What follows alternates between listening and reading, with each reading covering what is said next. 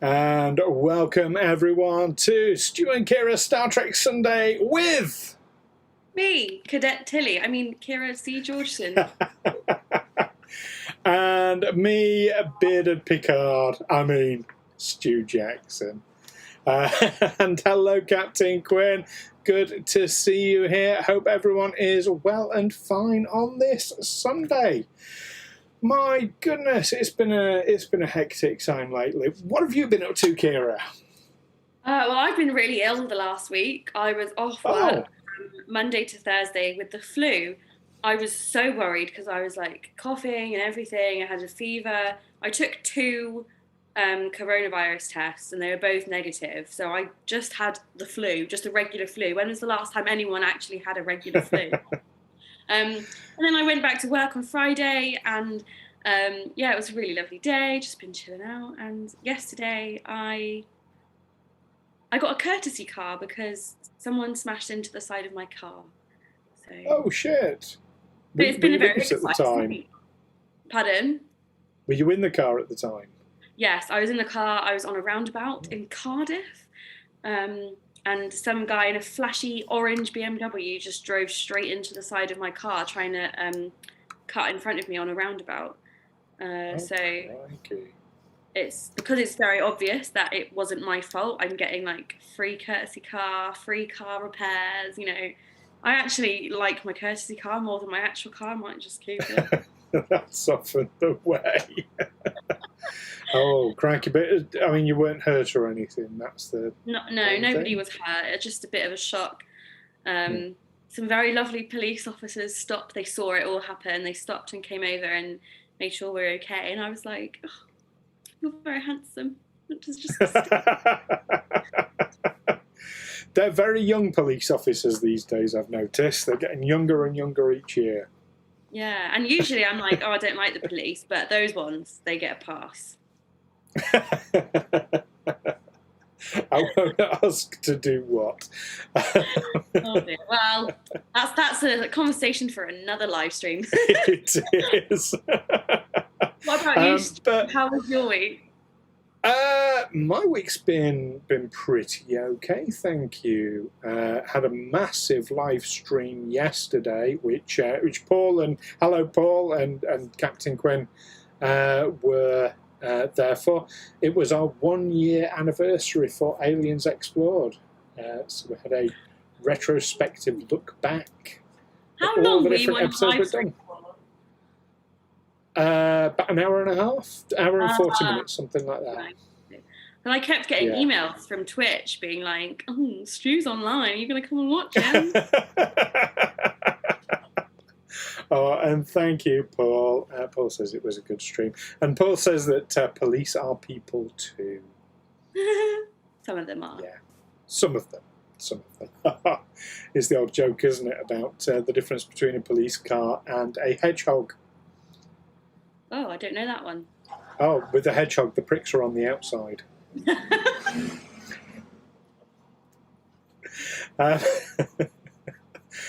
This is what I like about you, Keira. See, to me, these are very old jokes, but to you, they're so old that you've never heard them before. Yeah, it's true. You know, how things come back around in fashion like once every century, you know. Yeah, I'm not that fucking old.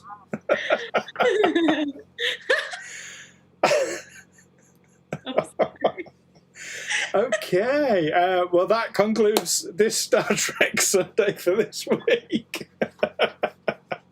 I'm joking, Stu. You look amazing. I know. Yeah, so one good thing, I suppose, about being happy 100th Stu from Paul, thanks. One good thing about being off ill with the flu, then, you got to watch lots of Star Trek, presumably. Yes, oh my goodness. I have been binging my way through Star Trek Discovery. I think I've just finished season 2, actually. Don't quote me on that. I'm not entirely sure, but I have been watching a lot of that. I've been watching some old episodes of Deep Space Nine as well. Watched Little Green Men the other day. Love that one. Oh, that's one of my faves. Yes. I've been listening to the autobiography of Catherine Janeway, which was, of course, narrated by Kate Mulgrew herself. Mm-hmm. And I have been working on lots of different projects as well, one of which I'll show you later. I look forward to that. So, of course, if you're... now, I know with Season 2, they did have a break halfway through, so you're either, without knowing where you are, you're either at the end of Season 2 or halfway through it. Because there was a big cliffhanger thing halfway through. I think I remember which bit you're on about, actually, because I remember thinking, oh, that's a bit quick to end the season, but no, I think I'm on episode 14 or 15, so I think that's the end, isn't it? Oh, that sounds right. I would have to check, but yeah, that does sound right. Should I tell you what bit I've just watched, and you can tell me if it's the end? Yes, please do. Okay, anyone who's not watched it yet, I guess cover your ears for spoilers. It's just you, Keira. It's only you that hasn't watched it. Just found out that Burnham is the Red Angel. And Arium has just been airlocked. Right. Oh, you're not at the end of Season 2 yet. Oh, okay. Is that not... No. That felt like an ending to me, cinematically. It certainly was for Arium. Oh, too soon. I liked Arium. I did like Arium. There's more to go. Okay. There's more to go. But it does mean... Oh, sorry, what? No, you were saying. I was just going to say, I'm rubbish at, looking at what episode I'm on, so I don't ever know the name of the episode. I will just watch them all back to back, and I never know what number I'm on. So as far as I'm concerned, I could be on episode 5, I could be on episode 100. To me, it's just one big movie. I'm the same. The only reason I know episode names is by looking back and sort of researching into the episode afterwards. It makes sense. That's the way I get it. But the good news is, with all this, we can start putting Discovery episodes into our review lists. Yes, we can. Yay! Picard soon. Yes, when I finish Discovery, I'll do Picard. I find it really hard to do 2 new things at once. So yeah, once I finish Discovery, I will watch Picard. I promise. Yeah, you'll find Picard visually quite familiar, having watched Discovery. Ah, okay. Okie dokie then. But only visually. Otherwise, it's like totally different. It's different, but the same. Yeah. Anyway, yeah, so fantastic. That's. I'm sorry to hear you were ill, but great that you were able to watch some Trek. Yay! I'm sorry about your car. But yeah, my little shuttlecraft. Yeah, it's all good. Right. Shall we crack on with today's episode? Oh, let's. What we're talking about today. Today, we are doing a review of the Next Generation episode, Peak Performance, from Season 2. Ooh, hence why I'm, just the way I am today.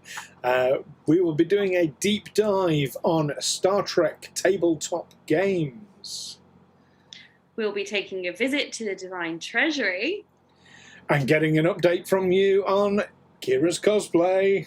Ooh. And then, as always, we're finishing off with the latest Star Trek news, which I would like to add. My friends on TikTok have also requested that I make a very short, 60-second roundup of the news, which I will also post on TikTok. So once we finished on the live stream, I will put it on TikTok. So if anyone wants to catch up later, you can find it on my TikTok. Oh, excellent! Look forward to that, and I'll try and get a link put in the Discord as well.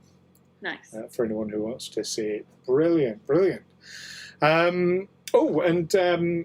One thing I forgot to mention earlier that I have been doing this week, I was reading up about how Marina Sirtis has been punching fans. Anyway, moving on to today's... She punched a fan a long time ago for calling her. Oh, okay. So I don't blame her. But she's probably the only Star Trek actor to ever punch a fan. I mean, if you can get away with it, why not? If you're Marina Sirtis, totally. probably get away with it all. If you're Marina Sirtis, you can get away with anything. I'm confident of that.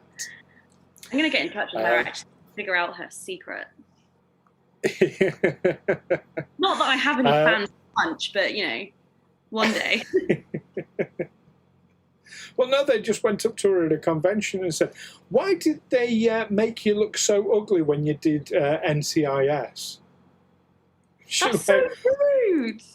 She just whacked him on the arm and, went off on this 10-minute rant at him about calling him, you must be a virgin because, you don't know how to talk to women.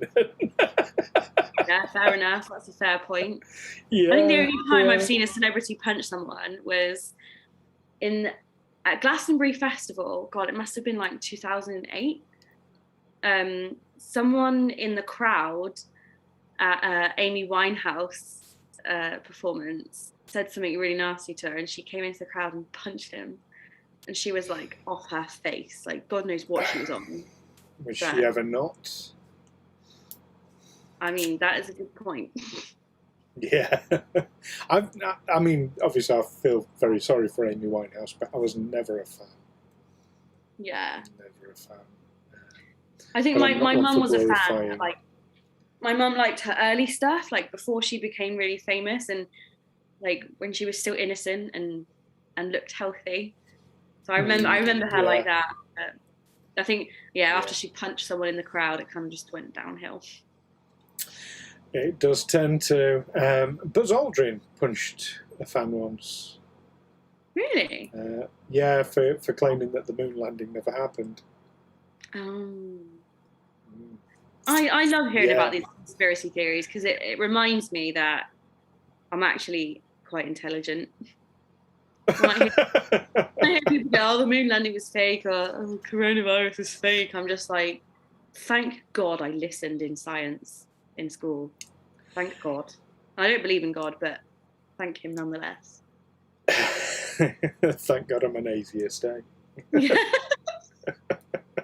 I've never been superstitious, touch wood.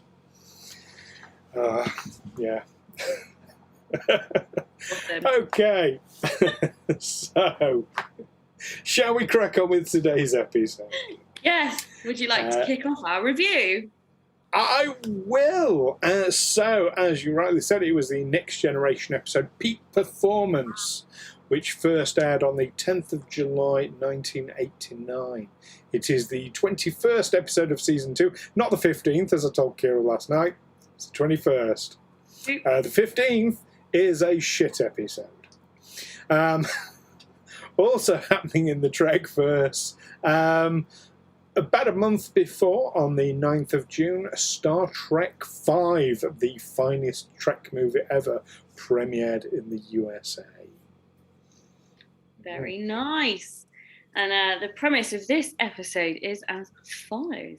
The Enterprise is to engage in a wargaming exercise with a master strategist, Seema Kolrami, on board. As part of the exercise, Riker will command an old vessel, the USS Hathaway, and act as the enemy. Riker takes along the Forge Worf, Wesley Crusher, don't know why he did that, and several others as the crew. And their first task is to get the vessel operational. Kolrami is a supremely confident and arrogant man, convinced that his superior skills will result in an easy victory over Riker. When they are attacked by the Ferengi, who want the Hathaway as their prize, Picard and the crew stage a clever deception. Now, I got a question. So why that about Wesley? Why would you choose to have an acting ensign in a war game exercise? Is just beyond me. But it was obviously crucial for the plot, because who else would have a science experiment hidden in their room, and how would they get that from Enterprise to the Hathaway? And I know why they did it, but would Riker really have chosen him? I don't feel like Riker ever had a relationship with him. Not much. Let's not forget that Riker was the one responsible for Wesley's education after the episode with the Traveller. That was in that episode. That was firmly established, and that he should be challenged and pushed all the time. So I can see that. I mean, they knew he was a prodigy.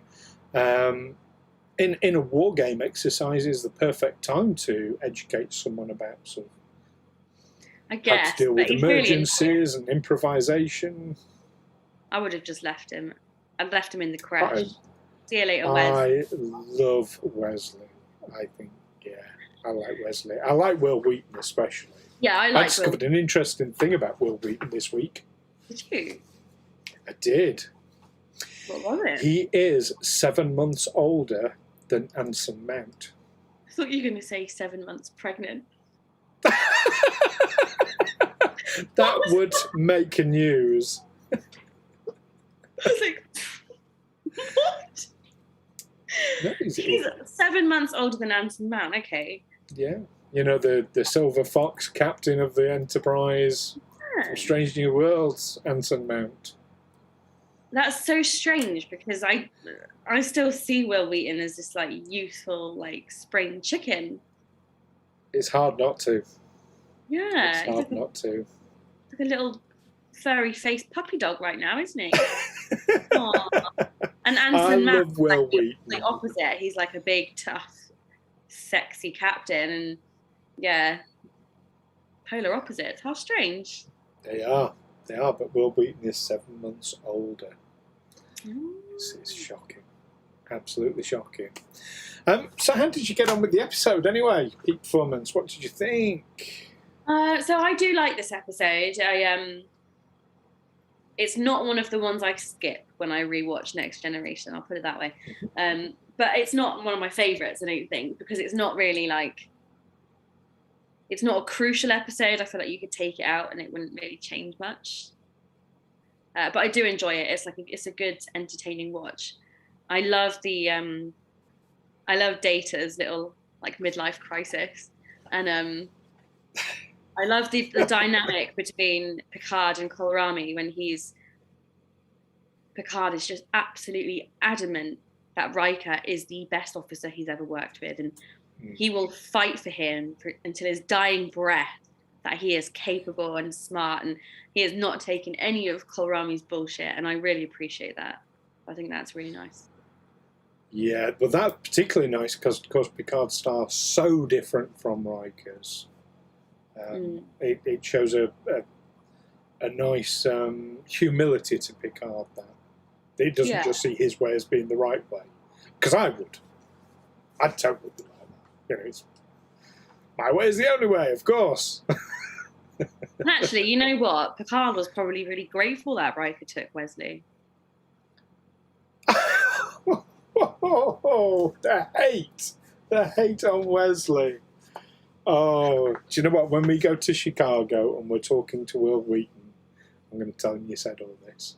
No, look, absolutely love Will Wheaton, but Wesley in the first 2 seasons is really annoying. I feel like maybe midway through season 3, like after that, he gets less annoying.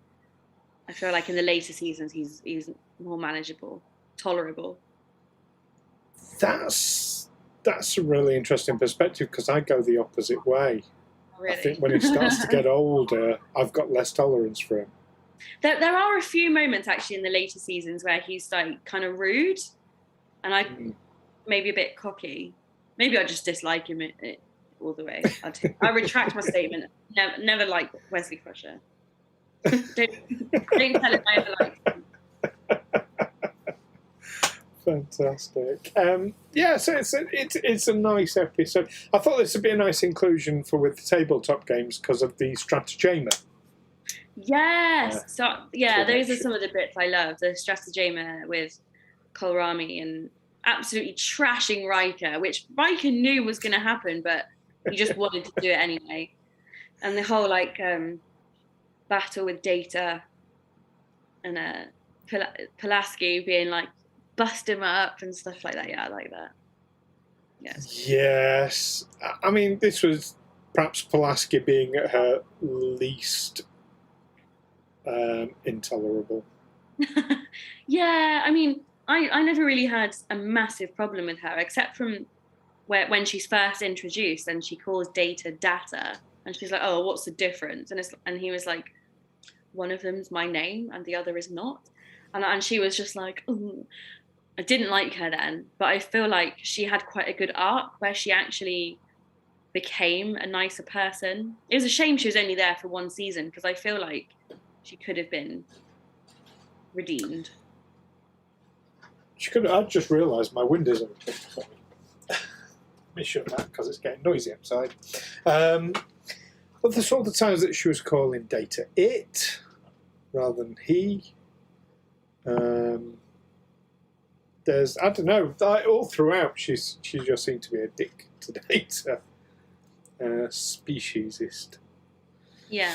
To be fair, even actually in the battle, the Stratagema battle with Colorama, she is even like, well, how could you be beaten? You're an android. You're supposed to be infallible, and I guess that is a form of speciesism where she put pressure on him in a certain way. And she gives him his breakdown, his lack of confidence issues with that simple statement. She causes that problem. Oh, Data, my sweet summer child. I get what you're saying about like her arc, but the trouble is she started from such an appalling place. Even then, like at the end, she still wasn't a redeemable person. Just slightly less bad. I mean, yeah. Yeah, and there's plenty of people in Star Trek shitposting who would agree with you. I'm no doubt. I have no doubt, indeed. But you can find people in the Facebook Star Trek shitposting group who will agree with anything. That's true. We're alike. There are even those who feel agree that the sky is green. Yeah, there are even those who think that Tuvix deserved it. You know what? I feel like that group is pretty evenly split on this. Now, you can never get a straight answer. People either think he absolutely deserved to be airlocked, or people think that he should have been protected and hailed as the Messiah. Like, there is no in between. He's not the Messiah. He's a very naughty boy. Oh my God! Is that I know Monty Python. Yeah, Monty Python. Holy Grail. Life of Brian. Life of Brian. Oh my God. Yeah. He is a very naughty boy. Messiah. He's a very naughty boy. Yeah, he definitely deserved to be split in half. He did not. He absolutely did not. He didn't die. Speaking about split in half. This stream is split in half. This reminds me so much of our first ever stream on Saturday. Sorry, everybody. We digress. Take a drink if you're playing that game this week. Yeah. Take a drink. Shall we do bingo? Okay, shall we do, actually, before we do bingo, I know we're going to do trivia in a moment, but there's a bit of trivia I forgot to add. So can I do that now? Yeah. It's about one of my favourite Star Trek actors, Armin Shimmerman. Ah, yes, because he was in this episode. He was, and he played the daemon of the Ferengi ship. Yeah, but was it begins with a B? Bartok? What is his name? If you're thinking of Bok, no. That's a different episode. No, he was what the name of this guy? It was like 2 syllables. Oh, I can't remember. Bartok says Captain Quinn. No. I can't remember. Googling it. Whilst you're looking that up, this was actually his second time playing a Ferengi as well. Yeah. Because he was one of the very first Ferengis, well, the group that we first meet on the last battle. Bracta. His name's Bracta. Bracta. Like tractor with a B. Yeah. Bracta, yeah. Bracta. Not Bartok. You know what? Bartok is a character, but not from Star Trek. Bartok is the name of the little white bat that is Rasputin's like little minion in the kids' film Anastasia. What is my mind doing today? I would not know that because I those are words that I'm unfamiliar with.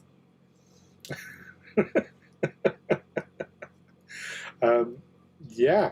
So Quark was actually his third time playing a Ferengi. But what's weird is they don't call him Daemon; they call him Leader. Yeah, maybe they hadn't I don't know.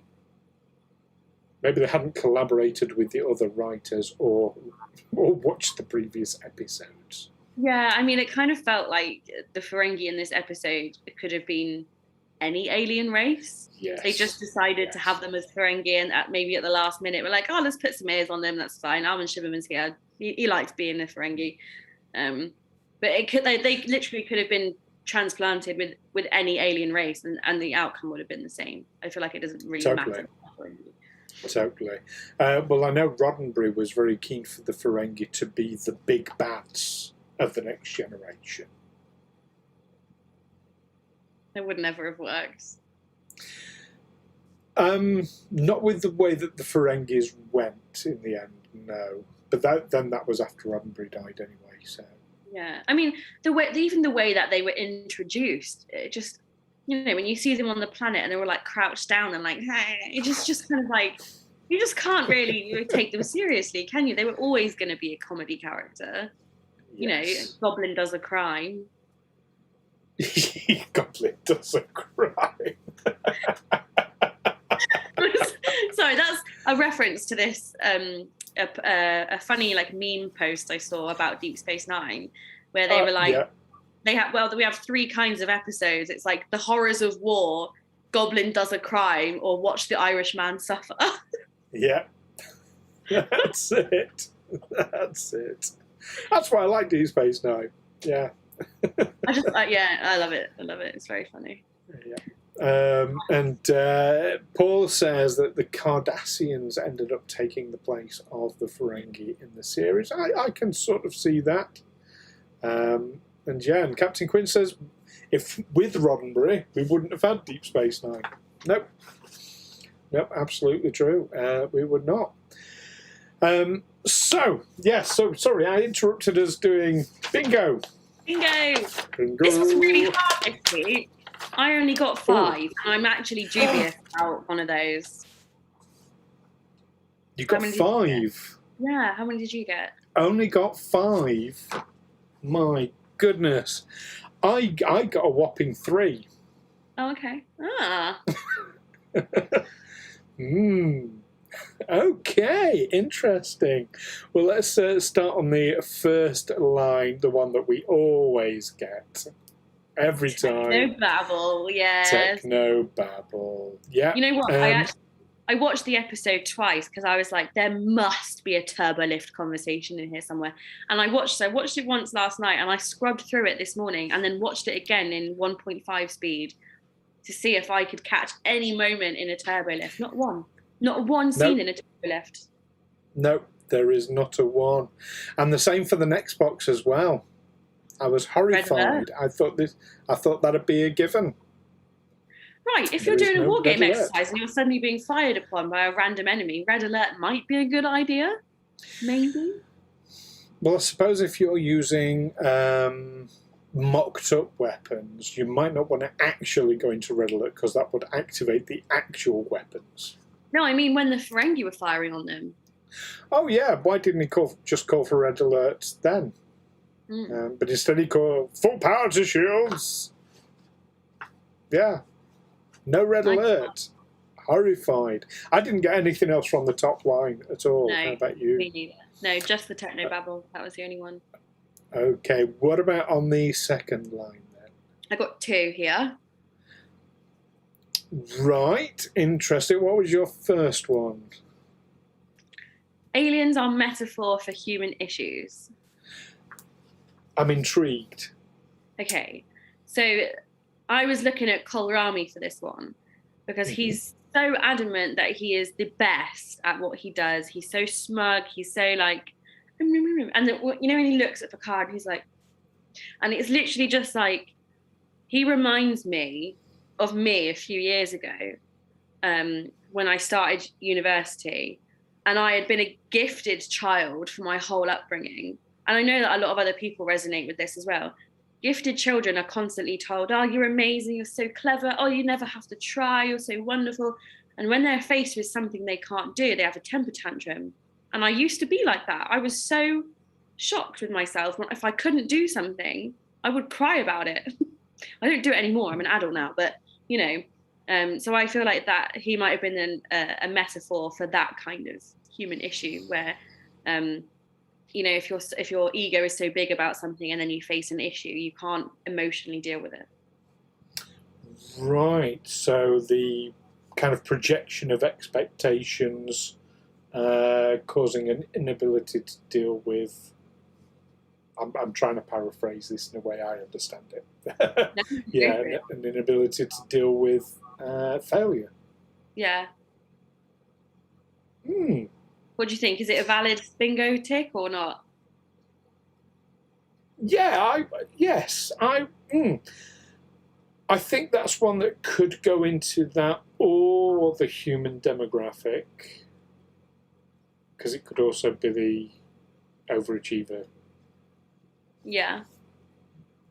Well, I only think probably one or the other. Yeah, one or the other. But yeah, I think that's a cracking one. Yay. Never occurred to me. What else did you get on this row?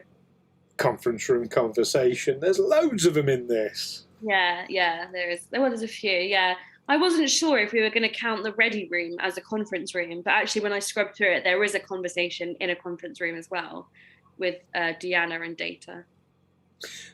Yeah, when Kolrami first comes on board as well. It's taken to the conference room. Nice. Hallelujah. Yeah.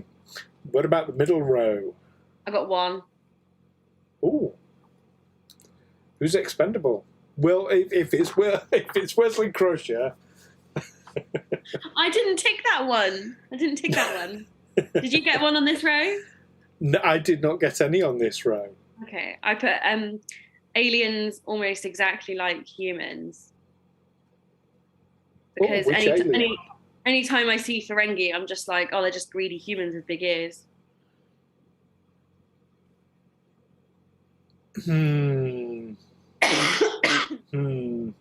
No, I think culturally they're quite different because there's. I just see their culture as very different. I see it Ferengi as being quite alien in the truest sense of the word, in fact, in that we can't really relate to them properly. We just think they're wrong and we're morally correct, whereas they just have a different set of morals. See, I think Ferengi are like if you concentrated the human greed that we see quite a lot, like with Jeff Bezos and his rocket ship and that level of greed, which is not common in humans and like literally is just 1%, isn't it? But I feel like that the Ferengi are a concentrated version of that. Okay. But open to interpretation. Yeah. Well, perhaps anyone watching can give us their thoughts whether Keira should get the point on that, because I'm open. I'm open to it. I feel like I'm going to die. I've got this horrible tickle in my throat and it won't go away. Oh, dear. I'm sorry, everybody. This is my last Star Trek Sunday.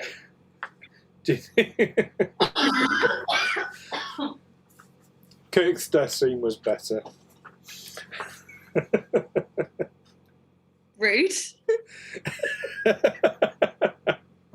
Do you need to get some more water? I think I do. Okay, you grab some more water very quickly. I mean, I have a love-hate relationship with the Ferengi. I know the whole attitude towards females is very problematic. Very problematic. But in terms of, just the fact that they're a financial-based culture, they have different things that they seek. Yeah, why not? Why not? Yeah, I mean, the female thing is really problematic. Row 4? So on to the fourth line then. Did you get any? I got none. Nope, me neither. And I bet we got the same one for the fifth line. Always. Over explanation. Yeah, that's the one. Yeah, absolutely. So, yeah, I got 3. You definitely got 4 with possible 5. Well done. Well done. How did anyone try it at home? That's what I want to know. If you want to, then you can find the bingo sheet either on our Discord or you can message us and we can send it to you direct. And we also have a competition running with the bingo, don't we, Keira? Oh, yes. Oh, yes. If you manage to find any Trek episode from across all series that gets a score of 65 or higher, you will win a custom-made T-shirt designed by me and Stu, which neither of us have done yet, unless you've done it this week. No, I have not. We'll get there in the end. We will. And actually, an episode of Discovery I was watching yesterday actually came quite close, I think. I'm going to have to rewatch it and do all the timestamps to see if I can get them all there. Oh, interesting. Let's see if any of our audience can beat Keira to it then. That 65 score. Yeah, fascinating. Okay, let's do some trivia about this episode then. So the premise that the obsolete USS Hathaway being pitted against the state-of-the-art Enterprise, the premise of that is reminiscent of several war game exercises actually run by the United States Navy and NATO allies during and after the Cold War. The exercises have typically involved antiquated diesel submarines being tasked with infiltrating Allied defences whilst being hunted by modern weapon systems. So it does happen. Hello, Ben Curnow. Good to see you here. Hi. The Hathaway's main bridge is a minor redress of the Enterprise D's battle bridge last seen in TNG, The Arsenal of Freedom. The original battle bridge was a redress of Kirk's Enterprise bridge from the first 3 Star Trek films and had previously served, with some subtle differences, as the Stargazer's bridge in the Next Generation episode, The Battle. This episode contains the series' only shots of a Constellation class's main engineering section, and it's very small. Little pokey room. Roy Brocksmith, who played the Zakdawn master strategist Sienna Kolrami, later played Razka Khan in Deep Space Nine Indiscretion. Very good he was in that too. Much better than he was as Razka Khan, as Sienna, I thought. Yeah. I can't remember him as Razka Khan. It's the episode he gets in touch with Keira because he's found a piece of the deflector from a crashed ship that had some of her friends on board, and then Golda Cat goes with her to find the ship because it's where his daughter was on it. Oh, I still can't. I can remember Golda Cat and Keira going on that mission, but I can't remember Razka Khan. Oh well. Clearly not that important. Fantastic. So, shall we do a deep dive on Star Trek Tabletop Games then? Yes, let's. Because I'm going to say right ahead, before we get into this, I've never played any of these games except for playing Star Trek Adventures with you. And I don't class that as tabletop personally because I played it on Zoom. It is a tabletop role-playing game. It would typically be played over tabletop. It would. But I mean, we're saying tabletop as a distinguishing from video games, which is, of course. Obviously the previous. I was just making a joke because I think I'd like to sit at a table and play it. I think it'd be fun. Okay, I'll edit this out to me going, ha ha ha ha. You're into the funny. Sorry, I thought that was a serious comment. Oh no! I'm gonna have to practice like a joke face in the mirror, so you know when I'm joking.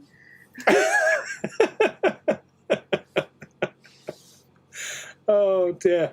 No, it's quite appropriate that we should talk about tabletop games on this episode, because happening right now, this very second, in Birmingham NEC, you have the UK Games Expo.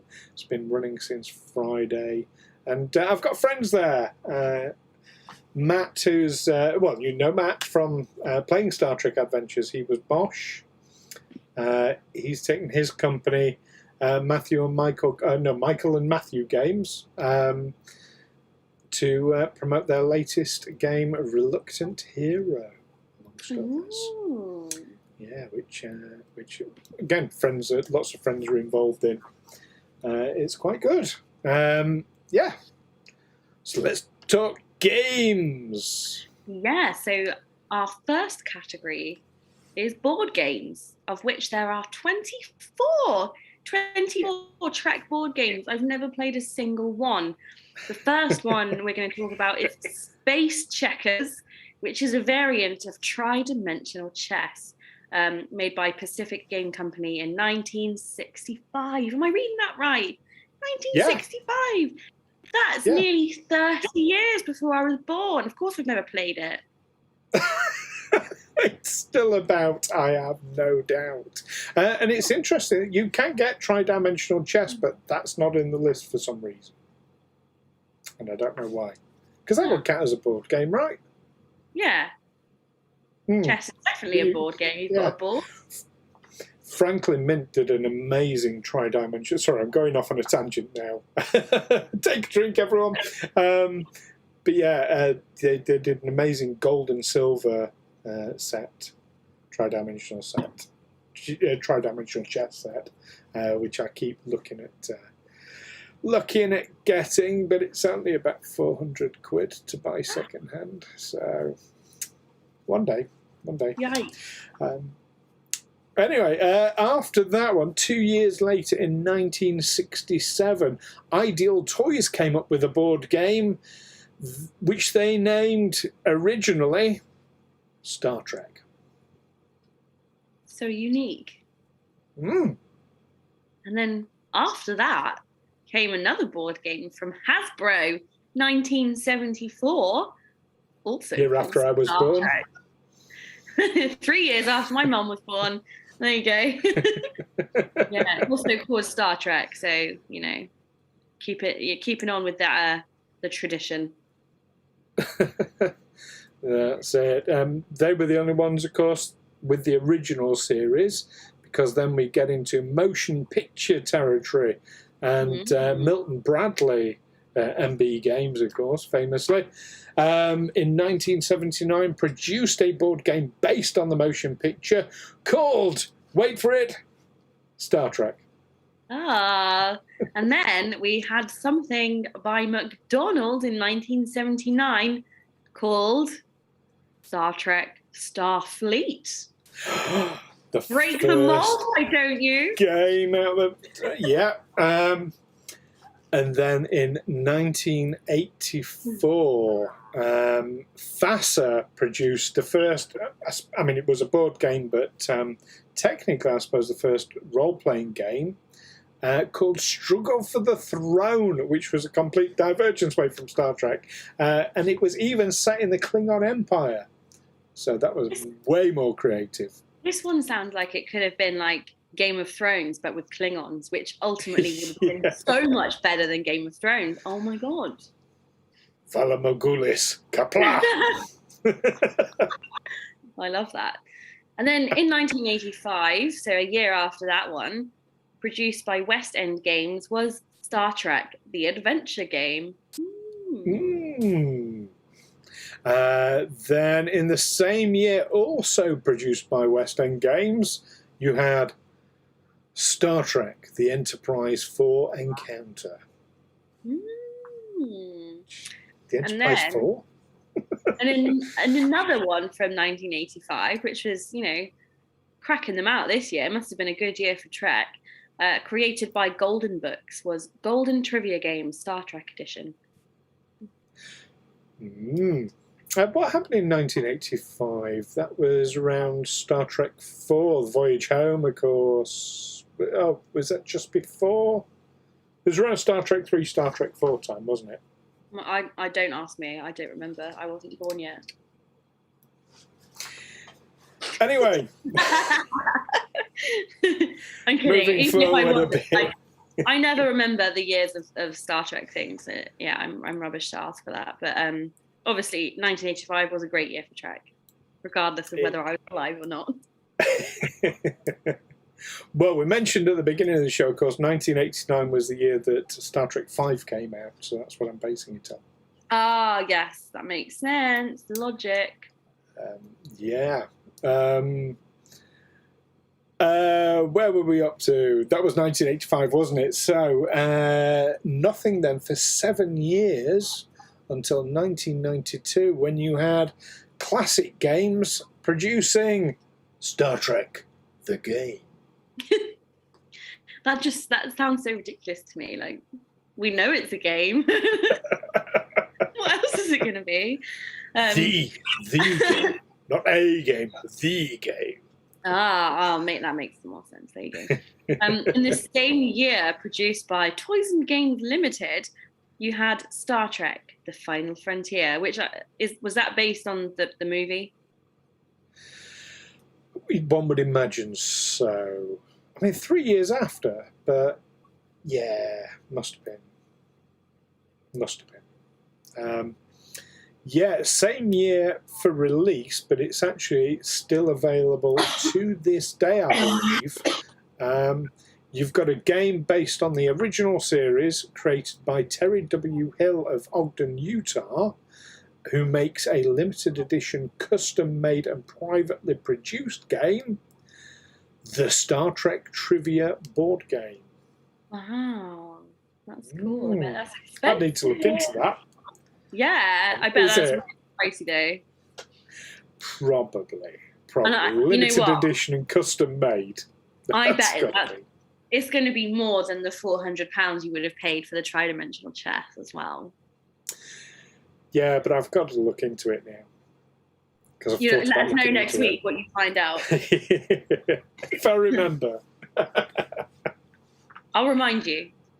Okay. So, another game in 1992, which obviously was like the second golden year for Trek games, produced by Decipher in the US and Canada Games in Canada, How to Host a Mystery, Star Trek The Next Generation. Is this some kind of like murder mystery game or something? It is, and I can speak at length about this because I own it. Oh my God! I mean, I don't own the company. I have a copy of it, is what I mean. Yeah, it is. It's one of the, you get the boxes, murder mystery boxes. I've got loads of them. It's one of those, except there isn't a murder.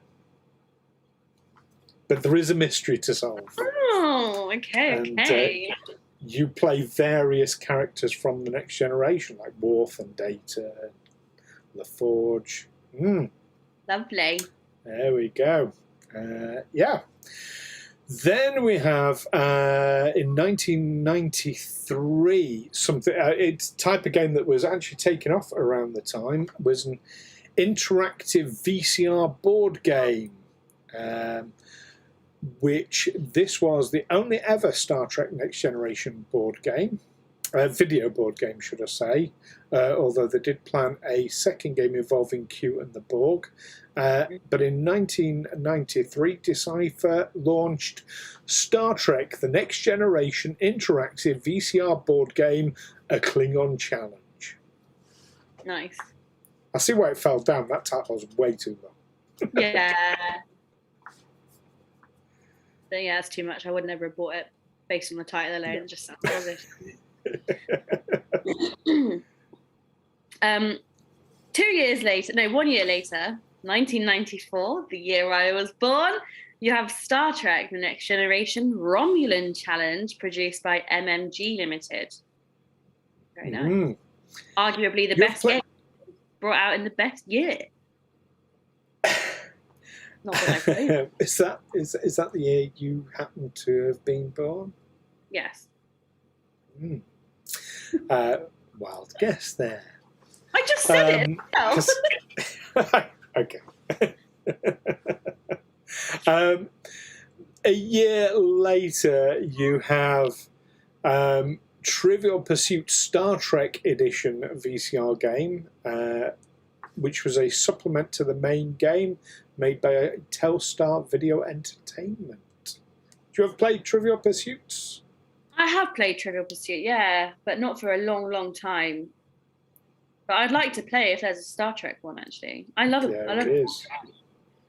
There is. And yeah, I've still got the original Trivial Pursuit, but so most of those questions are probably obsolete now, or the answers rather.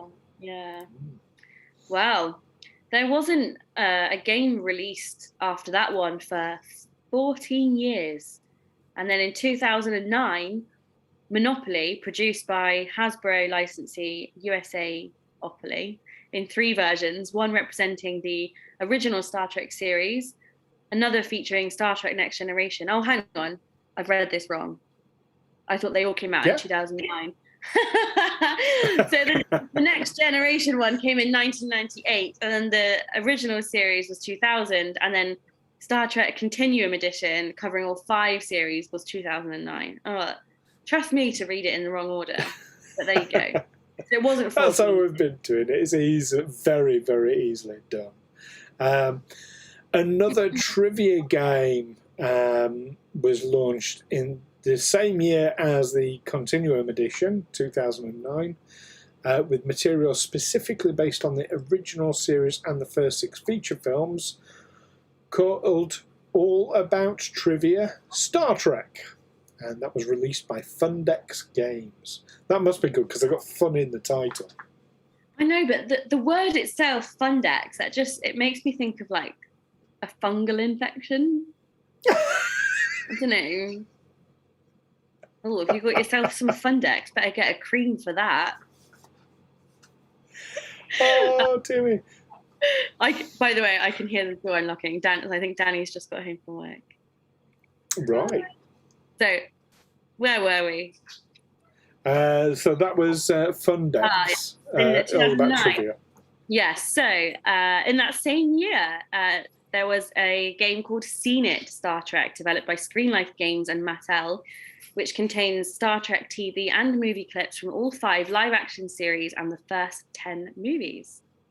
2 years later, you have developed by Rainer Knizia and WizKids, taking place in the new continuity established by the latest movie. You had a game, Star Trek Expeditions. And in the same year, you have Star Trek Fleet Captains, developed by WizKids, a tactical game where players create fleets out of a selection of Federation and Klingon ships and battle to control hex-based sectors. Excellent. In 2012, the immensely popular board game, The Settlers of Catan, created by Mayfair Games, had Star Trek Catan, a TOS-themed version, released. I've always wanted to play Settlers of Catan, actually, and I've never got round to it, so maybe my first one should be the Star Trek version. Yeah, I haven't either. But yeah, so in 2016, there was Star Trek Ascendancy, published by Gale Force 9, and this is a 4X strategy game. Kohlrami would have loved it. It would. I'm just working out, how do I get rid of a bot? Oh, there's someone in the chat room there trying to bot everybody out. There's a bot in there. I never know how to actually get rid of them. That's the trouble. I can just ban them, I think. No, I can't, because they're not showing as being in the chat because they're a bot. Oh, well, we'll have to live with them. I did it yesterday. Why is it not? Oh, now I can do it. Sorry. There we go. Done. Right. There we go. Sorry, totally off to one side there. That was Star Trek Ascendancy, wasn't it? Yes. Yeah. The last one we're going to talk about in terms of board games is Star Trek Panic, published by USAopoly alongside with Fireside Games in 2016. It's a cooperative game based on Castle Panic that uses Star Trek-themed enemies and player characters to complete missions before the USS Enterprise is destroyed. Ooh. Dun, dun, dun. That concludes our section on board games, and next category we have tabletop war games, which is a smaller category. There's a lot less than 24. In fact, it's 3 times less at 8. And the first one is called Star Trek Battle Manual, designed and published by Lou Zocchi in 1972. Unlike most other games in this category, it was played without a board. Ships maneuvered on the tabletop using rulers to determine range and protractor-like angle measures on the large counters to determine facing. The game was produced without authorization from Paramount Pictures, leading to its reissue in 1973 as the Alien Space Battle Manual, with all Star Trek references removed, followed by a further release in 1977 as the Starfleet Battle Manual after Zocchi obtained a license from Franz Joseph Designs for material in the Starfleet Technical Manual. Ooh. Wow. Controversial right issues there. Yeah, we love a good rights issue. 7 years later, we've got Starfleet Battles, which coincidentally is the first ever Star Trek game I played.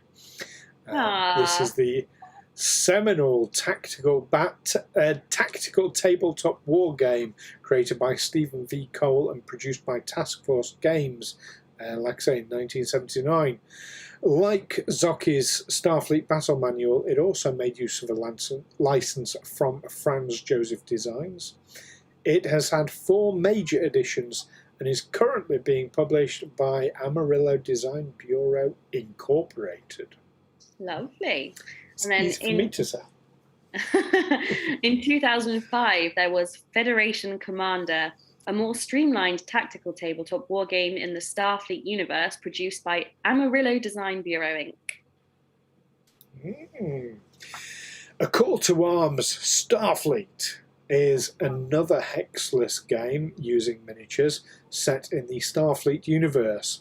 Published in 2011, it is a collaboration between Amarillo Design Bureau and Mongoose Publishing, using a variant of the system seen in Babylon 5, A Call to Arms. In 1981, there was Federation Space, a strategic, what are we doing there? It's not stratagem, Kira.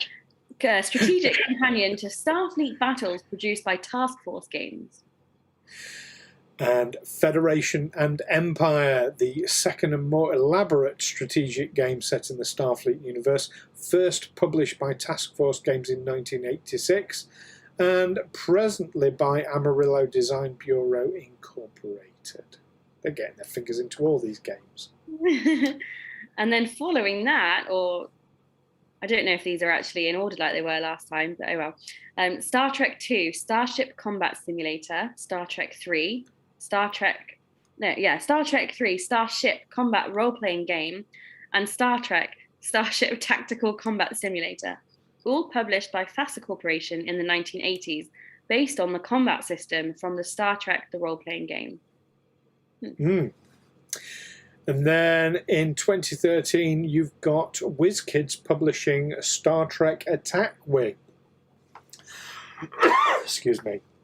Which was based on the flight path maneuver system from the Star Wars X-Wing miniatures game under license from Fantasy Flight Games.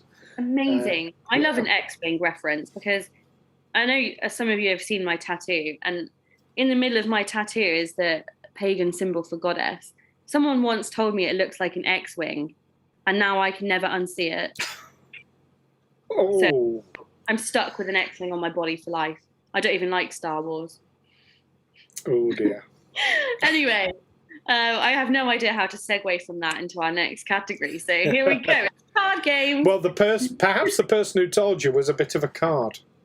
Yes, exactly. That's correct. Well done. There are 9 Star Trek card games that have ever been produced. The first one is a Star Trek customizable card game produced by Decipher. And there is the imaginatively named Star Trek, the card game, produced by Fleer. And then Star Trek deck building game produced by Bandai. It consists of 3 standalone integrable editions: Star Trek deck building game The Next Generation from 2011, Next Phase 2012, and the original series also from 2012. Amarillo Design Bureau Incorporated getting into it again, this time with the card game Starfleet Battle Force. And then Star Trek Adversaries, produced by Puppet Master Games. Then Star Trek Flux, published in 2018 by Looney Labs with Gale Force 9. And by the same publishers was Star Trek Next Generation Flux. I actually like Flux. Have you played it? No. I've not played the Star Trek version, but Flux is a pretty good card game. It's quite cool. Okay. Then, of course, a year later in 2019, they produced Star Trek Deep Space Nine Flux. Yeah, I'm going to have to get all of these now. Damn it. And then also produced by Looney Labs was Chrono Track, a time travel game similar to Chrononauts but set in the Star Trek universe. There you go. That concludes our card game section. It does. And on to my very, very favourite one now. Role-playing games. Now, the first Star Trek role-playing game came out in 1978. It was produced by Heritage Models and was called Star Trek Adventure Gaming in the Final Frontier. Amazing. Just a few short years after that, in 1982, was a game produced by Terra Games Company called Starfleet Voyagers. Then you have the very, very famous RPG produced by FASA in 1982, Star Trek, the role-playing game. And then the following year, 1983, released in Japan only by Sakuda Hobby, was Enterprise role-play game in Star Trek. I feel like if it was released anywhere else, they might have reworded that title slightly. Probably. You have Prime Directive, designed by, keeps coming up, Amarillo Design Bureau Incorporated, and published by Task Force Games in 1993. Later editions were produced for the GURPS 3rd edition in 2002, 4th edition 2005, D20 in 2005, and D20 Modern in 2008.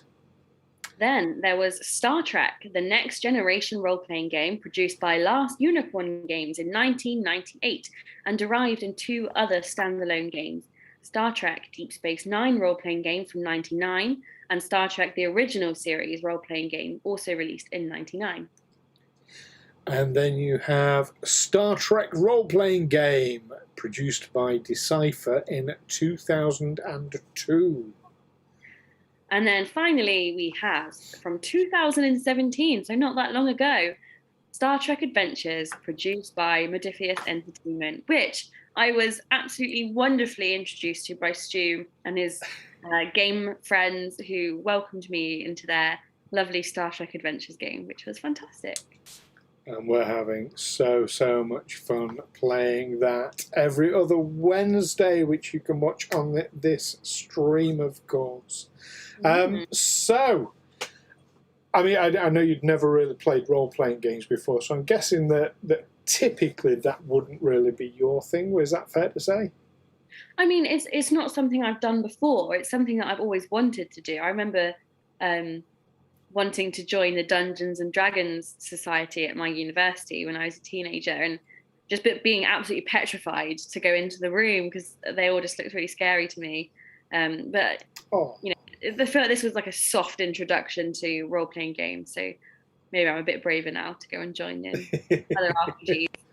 But I actually prefer card games. I think out of all of those categories, I think I'd rather play the card games. Yeah. I don't mind a good card game. I like a board game though. I do like a board game. I think my issue with board games is that when I was growing up, me and my mum would play board games all the time, and my mum's super competitive, and it was fine as long as she won. And it got to a certain point when I started like getting older and realizing there were strategies to everything, and my mum started losing, and it was just not fun anymore. So we stopped playing. No way we could ever play Monopoly in our house; just wouldn't work. So card games are quick. I think card games are a bit quicker. You get all the cards out and you shuffle the deck, and you can start again really quickly. And I think maybe that's why I like them, because I can't play a game for 8 hours on end. I get bored. Right. Oh, that's a shame. Okay. Right. So, shall we take our weekly dive into the Divine Treasury? Yes, please. Show us what you've got. Well, this week I have not just one item to share with everyone. Not 2 items, not even 3 items, but actually I am going to share 4 items from the Divine Treasury with you this week. The first one, I'm going to do this in slightly different order to what's on the screen, so don't worry. Is, we mentioned it before, the Monopoly Star Trek The Next Generation version, which is very, very nice. This is the collector's edition of it. It's lovely. And I'm very, very proud of this. So it's absolutely lovely. You've got various characters: Law, the Traveller, Ardra, Temerians, of course, humans, so on and so forth. You've got shuttlecrafts as what would they be on a normal? I've forgotten now. Like street names. Yeah. Train stations. Shuttles. Oh, right, yes. Yeah. You have Starfleet orders and Captain's log instead of Community chest, and the other one, it's. I mean, that's a fairly standard Monopoly board, just with different bits changed. There's a little bit of information about each of the main characters in Star Trek. Nice certificate of authenticity. This is number 36,665. It doesn't say out of how many there. The special edition came with a nice sort of Prime Directive booklet, all about rules, a ship's manifest, which again, it goes into lots of details about the different characters and different sort of aspects of the game. And what I really like is the money is gold pressed latinum. Nice. And of course, you've got usual cards and things. The characters are little miniatures from. Oh, I'll show you that. There we go, on a little Delta base. And instead of hotels, it is. Oh, I don't know if that's going to show properly, but there's a little Enterprise, just little, slightly embossed there. You can probably just see Enterprise D and star bases. And it's very, very nice. And I even like the dice, which are clear. Just got that little bit of a futuristic feel. It's a lovely thought out box, and it's lovely, and I enjoy playing it. And I never win at Monopoly. In fact, Catherine and I, when we first started dating, we started playing Monopoly because we both enjoy it. We have worked out that even though I use the exact same tactics as her, She wins 19 games out of 20.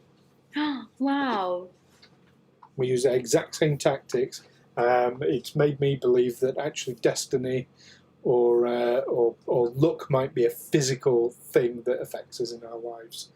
Wow. Something else we mentioned on the stream, the Star Trek Edition Tribal Perswits VHS. There we go, and it comes with the little booklet in there as well with all the various questions and answers. Yeah, there we go. There's that. You know what?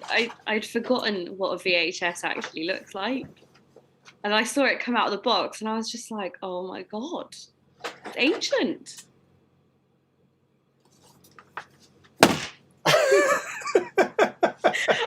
This isn't a comment on your age this time, Stu. I mean, no, I know. This is me remembering how long ago like VHS was. Like, it's just literally anymore. Well, to be fair, this came out when you were a year old. 95. Isn't it in brilliant condition? You have looked after it. For its age. I do. I look after my stuff. Then we have the Modiphius Star Trek Adventures role-playing game and the rule book. And look at that. That's all the rules in the core rule book. There's supplements to this book. That's all the rules that I'm expected to know inside and out. I don't. I don't barely any of them. That's just too much. That is way too much. But it's, I mean, it's good that it's all that there are that many rules because it allows you to go really in depth with it. Mm. And the last thing I wanted to share is something very, very special to me. I mentioned our friend Matt earlier. Well, when we started playing the Star Trek Adventures role-playing game, he made us all, the regular players, that is, sorry you're not included in that, Keira, he made us some special dice for the game. So these are in, obviously, the yellow, blue and red of Starfleet. You have D20s with a Starfleet logo instead of 1. And you have the standard D6s with 2s, 1s, Starfleet symbols and blanks on, which are required for the game. As you see, I've got lots and lots of them. But he made red ones for Ed, because Ed is in command. He made yellow ones for Usher, and blue ones for Amy and himself in sciences. But they're absolutely brilliant. I love playing with them. Even more special because he made them. He 3D printed them himself and painted them, and you know that just makes them extra special. I didn't realise he 3D printed them. I thought he like made them with a mould and some resin or something. But I fancy owning a 3D printer. That's very cool. Yeah, he makes some awesome stuff with it. Absolutely awesome. No. Right. Shall we have an update from you on Keira's cosplay? Yes. Let's do this. I've made a little slideshow. Is it working? It will be. Let's do the little video intro first and go over to the slideshow.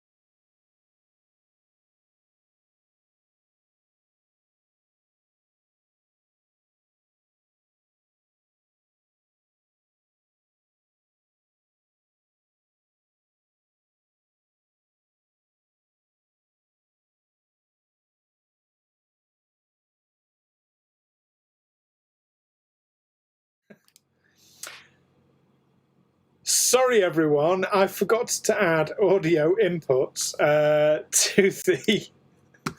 to that particular page because I'm a numpty. So I'm going to add it now while we're talking here. Sorry, Kira.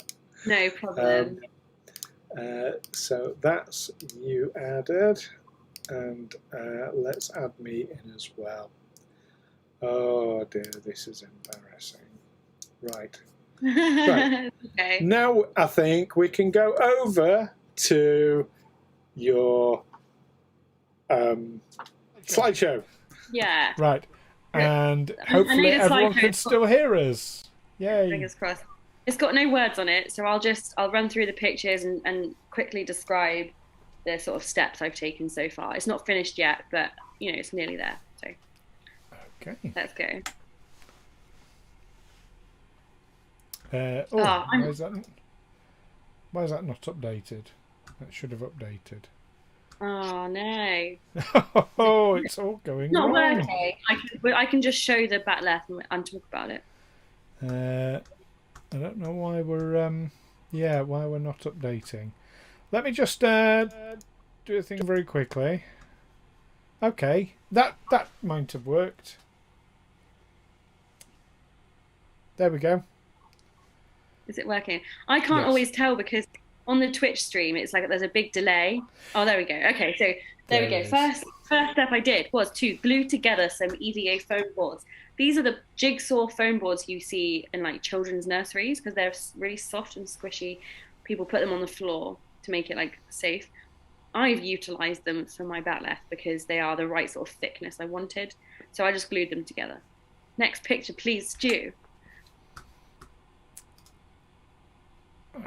Okay, I'm going to have to do this. There we go. It's up. Is it up? Okay, I can't tell. The Twitch stream is lagging. I know. So this will be. So I showed you a couple of weeks ago this really flimsy foam I got, and I made the outline of a batleth, and that was actually sticky back foam. So I stuck that onto the jigsaw panels that I glued together. So now I didn't need to redraw the shape. I already had the outline. And yes, there you go. Next, Stu. Okay, we have the next picture. And the next one should be of me slicing up the foam. Is that right?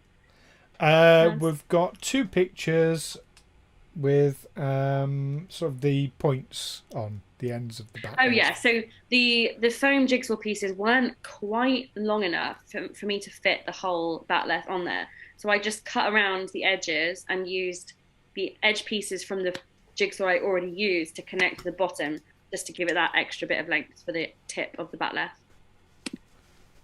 And the next one, is it up? It is now. It is, yeah, so you can see here the sort of basic I roughly cut around the edges of the batleth shape that I'd stuck onto the jigsaw pieces. And I got there's a picture of my brand new craft knife in there, which I used to get the basic shape. And then I realized, if you, on the next picture, you'll see. Which is up. Then actually a pair of regular old kitchen scissors worked even better than the craft knife I spent loads of money on, so thank you for that. Yeah, don't bother going and spend loads of money on a craft knife or a rotary cutter, everybody, because my kitchen scissors that have been sat in my drawers at home for like literally years just work just as good. I was worried that the foam would be too thick, but actually the scissors work better, so yeah, there you go. So I just use the scissors to go around the edge to get the shape right. And then if you go to the next picture for me. There we go. I'm not sure if you can see it very clearly, but where the edge of the foam was quite like at a right angle, I cut around the edge to sort of shape it more like a blade. I don't know if you can tell on this picture, but I tried to make it less blocky so that once I've later on, once it's spray painted and stuff, it looks more like a sharp blade rather than a block of foam. Yeah, Yeah, I think you can definitely see that. Next picture, please. And there we go. And this is my my phaser, which is what I call my glue gun. Unbelievably useful. So the back of the foam, where it had none of the flimsy EVA on it, I put more glue into the cracks where the jigsaw connected, just so that it would be more durable. And then final picture, please, Stu. Right, so you used it as a kind of filler. Yeah, definitely. And this is the final picture, which is what my back left looks like right now. It's not finished yet. I need to get hold of some spray adhesive to coat the foam, because foam is absorbent. So if I were to put the paint directly on the foam, it would be absorbed and it wouldn't look good. So spray adhesive first, and then spray paint, and then I'm going to get some leather binding to make the handle. And that's it. That's what I've got so far. Excellent. Well, let's have your video again.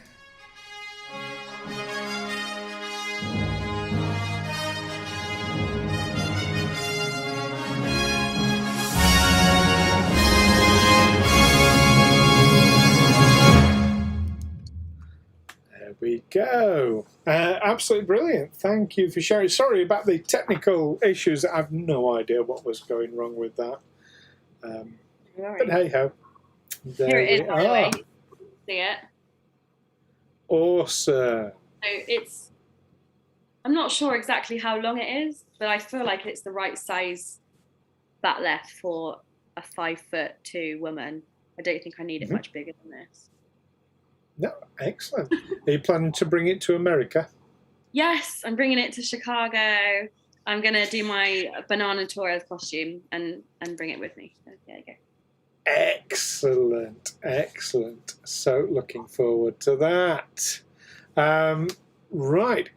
Shall we go on to some Star Trek news? Yes, I was just about to say, I actually have to go now. I've got things I need to do this evening. So will you be okay to do the news without me just this once? I will carry on without you on this occasion, absolutely. Thanks, Captain. No worries. All right. You have a fantastic evening, and I will see you soon. Thank you so much. Cadet Lily out. Take care. Bye. Bye. And let me just adjust the screen for you all so we can see what's going on. The downside to zoom there. There we go. That's a bit better. Right, and we're back. So, in Star Trek news, Strange New Worlds. This is actually a piece of news that should have been in last week, but there we go. Series 1 has finally wrapped. Wrapped on the 23rd of July. We're all looking forward to Strange New Worlds. I think they've got some pickup shots left to do, which is fairly standard stuff. But yeah, overall they have wrapped. Now, some Lower Decks news. There is going to be an actual Tom Paris commemorative plate that's going to be produced as a real product. Now, we've seen the talking plate featured in the most recent Season 2 trailer. We talked about that last week. But this is going to be an 8-inch plate with a stand, and it's going to be available for pre-order from the 11th of August via StarTrekUnlimited.com. So that's one to look forward to. He has not died, no, but he's a talking plate in one of the more recent Lower Decks trailers, and for some reason fans have just decided, yes, we must have that as a real life product. So there you go. Other Lower Decks news. Season 2 has now been confirmed for international release, including the UK plate. Yeah, what did you think I said? Tom Paris commemorative plate. Yeah. Yeah, not commemorating. Not a memorial plate. No, a commemorative plate. Commemorating Voyager getting back from the Delta Quadrant, I assume. Yes, I see the confusion now. Yes, commemorative. Okay, so, Season 2 of Lower Decks has now been confirmed for international release, and that includes the UK. I am very, very, very pleased to say it is coming to the UK. It's coming to Amazon Prime on the 13th of August. It's going to be a 10-episode series. They're going to be releasing an episode a week. So 10 weeks of Lower Decks, and I can't wait. Some Voyager news now. So again, coming back to Tom Paris, I suppose. Robert Duncan McNeill has pitched a Captain Proton series to Paramount. Now this, he said, could just be a series of shorts, a bit like the short treks that have been, or it could be a web series or something of that nature. Now, I'd love to see it happen, but I honestly don't think it will. I think Paramount seem to be keeping the comedy and the drama so separate at the moment. I just can't see them doing it, and it's also so very niche. Obviously, Star Trek fans know exactly what Captain Proton is, but people from outside the franchise might not. And I think they're so keen on getting new viewers in. I can't see them going down that route, but it'd be great if they do. It'll be fantastic if they do. Now, everyone who was with us last week will remember that I went off on a little bit of a rant about Las Vegas and 55-year mission Las Vegas specifically. I mentioned that we're looking at 50,000 anticipated visitors, over 100 Star Trek celebrities. I think it's up to 114 now, something like that. And I said, well, that's bloody stupid. There's a pandemic on. Now, as it happens, due to a rise in cases in America, particularly of the Delta variant, they are requiring attendees to now give proof of vaccination or a negative COVID-19 test result in order to get in. In addition to that, everyone attending will be required to wear a face covering, and they're currently looking into solutions for photo ops, autographs, things like that, but it'll most likely be plexiglass barriers. So that's going to be the 11th to the 15th of August. I think it's a very sensible move that they're putting this in place. I question that. I still think it's a little bit too early for them to be doing it, but hey-ho. They are doing, so there we go. And hopefully not too many people out of those 50,000 will die, but we'll see. Certainly lots will. Even, vaccinated, double vaccinated, with face masks. There'll be a significant number of people will go because of that. But there we go. So they're putting those measures in place now. If anyone is just using a negative test result to get in, and that's fine, they will be required to retest, and it'll be the people running Mission Las Vegas who will be conducting the test. They'll be required to retest sort of for different days as well. So at least they're being fairly sensible about that. And then on to Mission Chicago, which obviously Kira and I are going to next year, 8th to the 10th of April next year in Chicago. Now, we know that Will Wheaton's going, we know Kate Mulgrew's going, we know Michelle Hurd's going. We we'll hopefully be seeing Anthony Rapp there as well. He said to me on Twitter that he's hoping to be there. Tickets are now finally on sale, along with hotel packages as well that Mission Chicago are providing.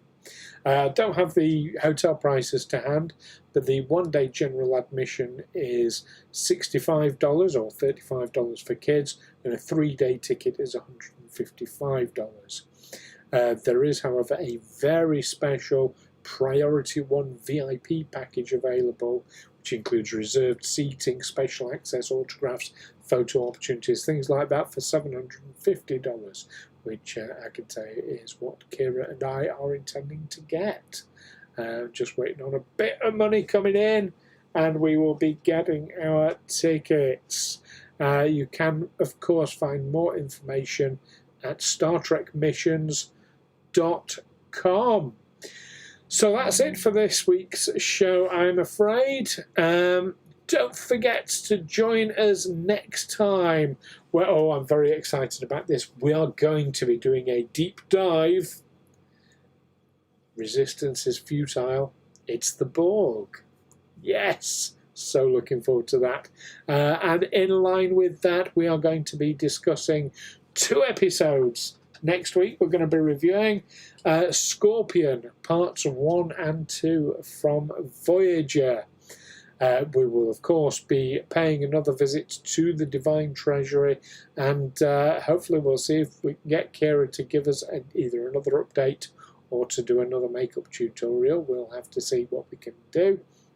And, of course, we will be bringing you the latest news from the Trekverse.